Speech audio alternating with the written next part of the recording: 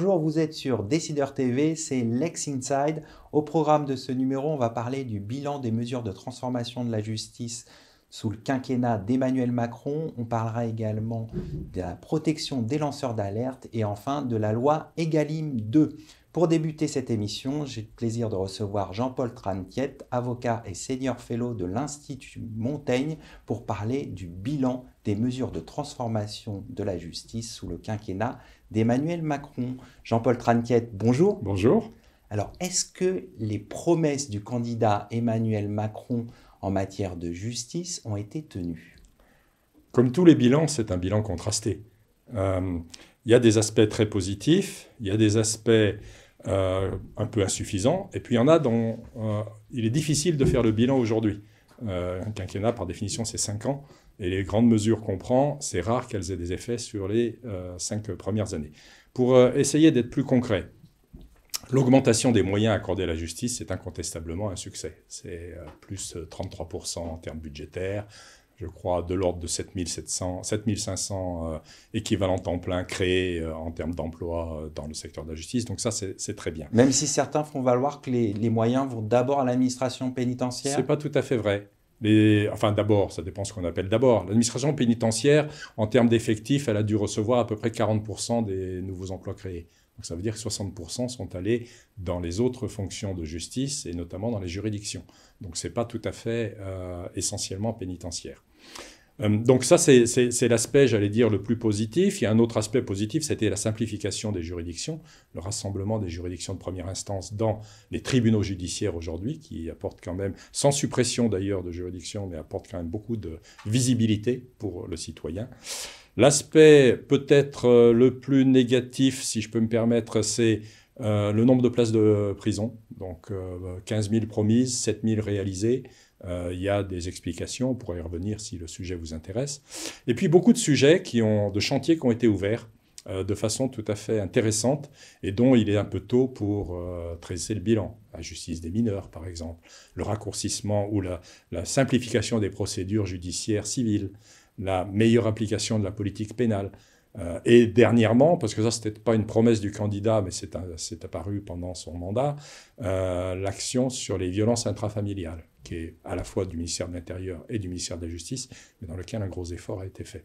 Alors, si on prend la réforme Belloubet, avec notamment la nouvelle organisation territoriale, vous avez parlé de la fusion des tribunaux avec la création des tribunaux judiciaires, mais il y a également la réforme des peines, la réforme de la justice civile, ou encore tout ce qui concerne la transformation numérique. Quel bilan faites-vous de tout ça? Ce sont des chantiers indispensables. Je ne veux pas dire qu'ils n'étaient pas véritablement ouverts avant, mais vraiment là, on a commencé à y mettre les moyens. J'espère que ça se continuera avec les prochains ministres et les prochains présidents, quels qu'ils soient, parce qu'il y a eu vraiment une augmentation très sensible des moyens. Le bilan, c'est très difficile de faire un bilan aujourd'hui. Les tribunaux judiciaires, d'abord. C'est vrai que ça a beaucoup simplifié la carte judiciaire. Avant, il fallait qu'on se pose la question du tribunal d'instance. Est-ce qu'il fallait qu'on aille là? Est-ce qu'il fallait qu'on aille dans la ville d'à côté, etc. Aujourd'hui, on sait qu'on a un tribunal judiciaire qui est simple et qui est directement accessible. En revanche, c'est vrai que, par exemple, on n'a pas poussé la réforme jusqu'aux juridictions consulaires. Pas même les prud'hommes. Ce sont les deux exceptions qui, aujourd'hui, ne sont pas rassemblées dans les tribunaux judiciaires, pour des raisons qui sont faciles à comprendre pour ceux qui connaissent ces juridictions-là. Juridictions consulaires, c'est quand même essentiellement professionnel. Les prud'hommes, c'est essentiellement partenaires sociaux, même s'il y a des juges départiteurs. Donc voilà, c'est très positif et voilà, il y a encore quelques petites marges de progrès à réaliser. L'informatisation. L'informatisation, alors beaucoup de gens ne l'ont pas vu, parce que c'est surtout de l'expérimentation. Il y a eu plusieurs juridictions, plusieurs territoires dans lesquels on a fait de l'informatisation, pas seulement des magistrats en leur donnant des outils, mais des procédures juridictionnelles. Et l'accueil est très favorable. Évidemment, l'étendre à tout le territoire, ça prendra plusieurs années, parce que ça suppose des moyens, ça suppose d'apprendre aux magistrats, aux avocats et aux justiciables à gérer des procédures informatisés, etc. Voilà, donc ça, pour moi, ce sont des chantiers ouverts et bien ouverts. Après, si vous me demandez, mais alors, la vision globale, c'est quoi? C'est très difficile, parce que la vision globale, comme disent les médias habituellement, ça imprime pas beaucoup ces actions en faveur de la justice. Justement, est-ce que les états généraux de la justice lancés par Emmanuel Macron, c'est pas l'aveu que tout n'a pas bien fonctionné? Oui, en partie. C'est l'aveu déjà que, on va dire, la chaîne des acteurs de la justice ne fonctionne pas de façon aussi harmonieuse qu'on pourrait l'espérer, que ce soit en matière de justice civile ou de justice pénale. Et donc, alors évidemment, ce n'était pas une promesse du candidat que de dire je vais rétablir des liens et une communication entre les magistrats, les avocats, les huissiers, les notaires, l'administration, l'exécutif, Mais c'est etc. indispensable pour que la machine judiciaire fonctionne.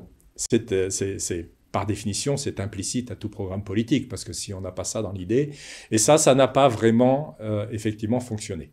Me lancez pas là-dedans, parce que je vais vous parler des corporatismes de ces différentes professions, elles en ont toutes, mais les états généraux, en tous les cas, vont permettre, j'espère, de débrider un peu toutes ces plaies, de voir un peu ce qu'il y attend, et de voir comment les acteurs de la justice peuvent mieux travailler ensemble. Mais les résultats, ils seront pour le prochain quinquennat, ils ne seront pas pour celui-là. On va conclure là-dessus. Merci d'être venu sur notre plateau. Avec plaisir. Très bien, merci à vous.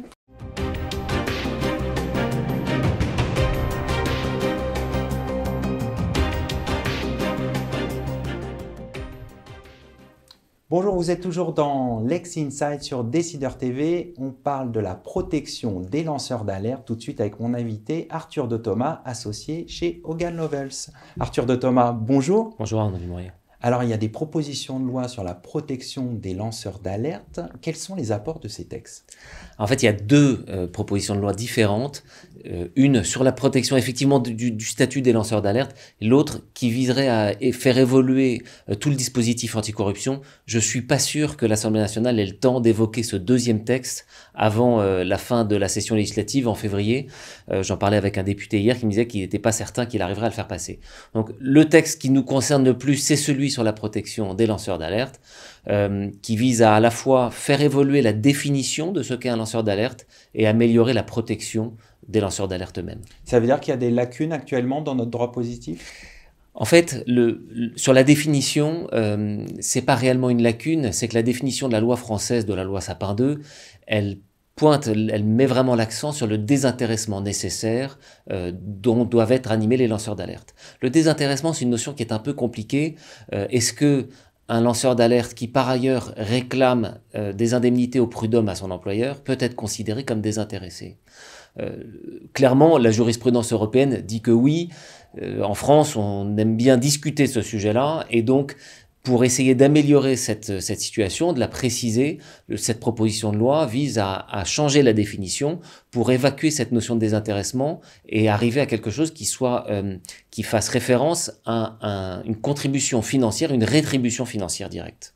Alors aujourd'hui, il n'y a pas un jour dans l'actualité où on parle des lanceurs d'alerte. Récemment, Frances Haugen de Facebook est venue s'exprimer devant l'Assemblée nationale, tout à fait. Quel bilan faites-vous de ces procédures de lancement d'alerte?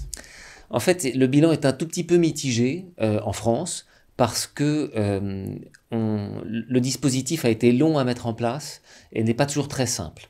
Par ailleurs, il y a toujours la crainte des lanceurs d'alerte, des procédures de représailles ou des procédures judiciaires dites bâillons, et ça dit bien ce que ça veut dire. On met en œuvre des procédures judiciaires pour essayer de les empêcher de s'exprimer. Donc le dispositif aujourd'hui, il est en place, il est satisfaisant. Sapin 2 a permis à la France de se mettre à un niveau vraiment correspondant aux meilleures pratiques, mais le dispositif n'est pas encore très utilisé. Alors justement, si on revient sur le texte, la proposition de loi sur la protection des lanceurs d'alerte, quelles pourraient être les conséquences pour les entreprises? Alors, les entreprises, elles sont évidemment un peu vigilantes parce que la meilleure protection des lanceurs d'alerte, c'est une chose qui est à la fois très vertueuse, mais qui peut déboucher aussi sur des situations complexes pour des entreprises si on est face à quelqu'un qui est mal intentionné. En d'autres termes, aujourd'hui, la proposition de loi vise à protéger les lanceurs d'alerte lorsqu'ils, effectivement, ils commettent un signalement, mais à aussi empêcher l'employeur de prendre des mesures considérées comme étant de rétorsion.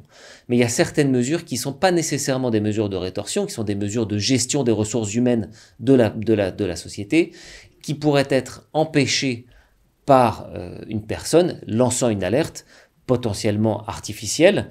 Et donc la difficulté aujourd'hui est d'essayer de séparer le bon grain de l'ivraie, de faire la part des choses entre les lanceurs d'alerte réels qui effectivement doivent être protégés, sans quoi il n'y en aura pas, et une protection trop large qui du coup priverait les entreprises, les acteurs économiques de leur capacité d'action.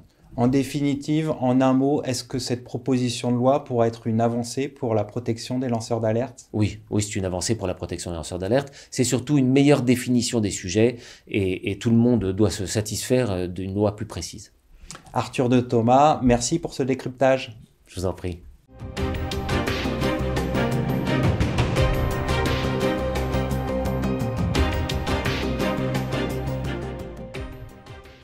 Vous êtes toujours dans Lex Insight sur Décideur TV. On va parler du décryptage de la loi Egalim 2 avec mon invité Nicolas Delataste, associé chez Cornet Vincent Ségurel. Nicolas, bonjour. Bonjour Arnaud. Alors, quel est l'objectif poursuivi par la loi Egalim 2? Alors, la loi Egalim 2, qui, comme son nom l'indique, est la seconde du nom, puisqu'elle fait suite à une loi assez récente, qui est de 2018, dont on a pensé qu'elle n'était pas suffisamment, je dirais, armée pour faire quoi? L'objectif, c'est de protéger les agriculteurs, d'essayer de le faire du mieux que l'on puisse le faire, c'est-à-dire en préservant la rémunération du travail accompli et une répartition équitable des valeurs dans l'ensemble de la chaîne de discussion, de négociation de toute la chaîne agroalimentaire. Donc c'est ça l'objectif d'Egalim 2, à travers, un certain nombre de dispositifs qui vont renforcer le principe de la protection du producteur. Alors, quelles sont les modifications apportées par ce texte? Alors, des modifications quand même assez importantes. Quel était le contexte? On sait depuis maintenant fort longtemps que finalement la meilleure façon d'aider les producteurs, c'est de faire en sorte qu'ils pèsent un peu plus dans la négociation avec les acheteurs, une négociation qui n'est pas toujours tout à fait tendre. Producteurs qui sont en difficulté économique pour un certain nombre, eh bien finalement c'est de formaliser les choses, c'est de contractualiser. Donc la grande nouveauté de la loi Egalim 2, c'est d'avoir généralisé, d'ériger en principe la contractualisation des relations entre producteurs, premiers acheteurs et, donc, pour la phase, je dirais, amont, et puis sur l'aval, et bien évidemment, ce qui suit, la formalisation, la contractualisation obligatoire, c'est le principe entre les entreprises agro-industrielles et leurs propres clients qui sont basiquement les grands distributeurs. Ça, alors, ce n'est pas une grande nouveauté au sens où certaines filières professionnelles connaissaient cette obligation depuis 2010. Le lait et les fruits et légumes, principalement, ce qui représente quand même un pan important du monde agricole, mais on a considéré que ce n'était pas suffisant. Donc la grande nouveauté, c'est de dire contractualisation, le principe, c'est ça, pour tout le monde et à tous les étages. Il demeure quelques exceptions, le monde céréalier notamment, ce qui n'est pas anodin, ainsi que les fruits et légumes frais. La loi Egalim n'est qu'une succession d'exceptions sur lesquelles il n'est pas toujours facile de revenir dans le détail. En ce qui concerne les modalités d'information des consommateurs, quelles sont les nouveautés? Alors, un certain nombre de nouveautés, puisqu'on est là encore sur le principe de la transparence, vous le savez, et tout ceci n'est pas nouveau. Il faut quand même signaler une chose qui est un dispositif de rémunéracode, c'est un terme un petit peu barbare, qui simplement consiste à informer dans le produit vendu directement au consommateur, le dit consommateur, sur la part du prix, quand il a un produit qui lui est vendu, la part du prix qui sera, in fine, réservé, reversé au producteur, à l'agriculteur. Donc c'est une manière d'informer le consommateur en considérant que ça peut faire partie du choix du consommateur qui peut se porter sur tel ou tel produit, porter son choix en fonction du prix qu'il considérera avoir été justement équitablement remis à l'agriculteur. C'est expérimental, c'est seulement pour une durée de 5 ans. Et c'est réservé simplement à un certain nombre de filières, mais pas à toutes. Voilà. Alors, grande en ce qui nouveauté. concerne la lutte contre les pratiques commerciales trompeuses sur l'indication des produits alimentaires, est-ce qu'il y a des nouveautés en la matière? Oui, elles sont assez discrètes en fait. C'est pas forcément sur ce sujet que l'on a énormément fait couler Innové. d'encre sur la loi Egalim 2. Néanmoins, il faut quand même effectivement signaler que au rang des pratiques commerciales trompeuses, figurant au code de la consommation et son pendant au code pénal, figure une disposition particulière qui consiste à prohiber le fait de présenter dans un produit fini, toujours protection du consommateur, information, un produit dont l'ingrédient, on va dire principal pour faire simple, hein, l'ingrédient premier, je suis désolé, c'est forcément toujours un peu technique, ce type de propos. Lorsqu'un produit dont l'ingrédient premier n'est pas français à 50% ou plus, vous ne pouvez pas faire figurer sur le produit, sur son emballage, un symbole représentant ou, je dirais, faisant appel à la France. C'est-à-dire carte, drapeau français, etc. C'est interdit si on considère que votre produit n'est pas à grande majorité d'ingrédients français. Voilà. On va conclure là-dessus. Oui. Merci pour cet éclairage. Merci beaucoup, Arnaud. Merci à toutes et à tous pour votre fidélité. À très bientôt sur Décideur TV pour un nouveau numéro de Lex Inside.